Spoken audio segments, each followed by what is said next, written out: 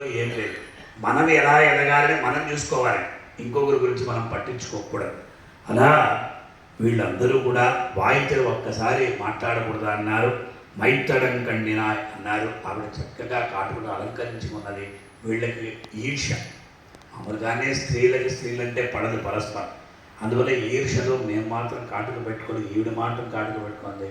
ఇలా చెప్పుతూ నీవు ఈ ప్రకారంగా నీ యొక్క ఆ ప్రియుణ్ణి కృష్ణుణ్ణి నీవు బంధించావు. మేమంతా ఏం కాదు, మేమందరం కూడా భక్తులవి. అతనికి ఎంతో ప్రీతిపాత్ర కలిగిన వాడు.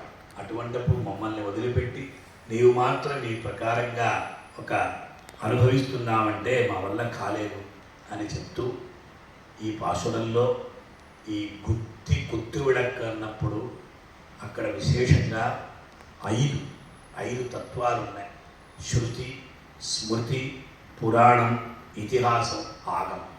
ఇదంతా కూడా భగవంతుడిని ప్రకాశింపజేస్తుంది. భగవంతుడి యొక్క తత్వాన్ని 5 వత్తులు ఏవైతే ఉంటాయో, ఆ దీపములు ఏవైతే ఉంటాయో, భగవంతుడు ఎటువంటి వాడని వేదం చెప్తుంది, స్మృతి చెప్తుంది, పురాణం చెప్తుంది, ఇతిహాసం చెప్తుంది, ఆగమాలు కూడా తెలియజేస్తాయని ఈ 5 సంఖ్య ఉంది.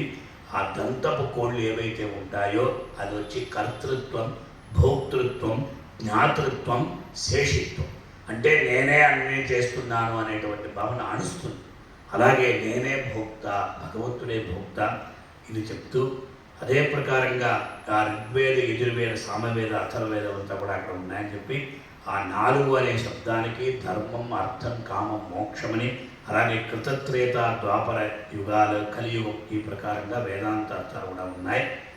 ఈ పాసురంలో లక్ష్మీనారాయణుని ఇరువురిని కూడా మనం ఆశ్రయించాలి అనేటువంటి తత్వాన్ని గోదాదేవి తెలియజేసింది. పాసురాన్ని అనుసంధానం చేసుకుంటుంది.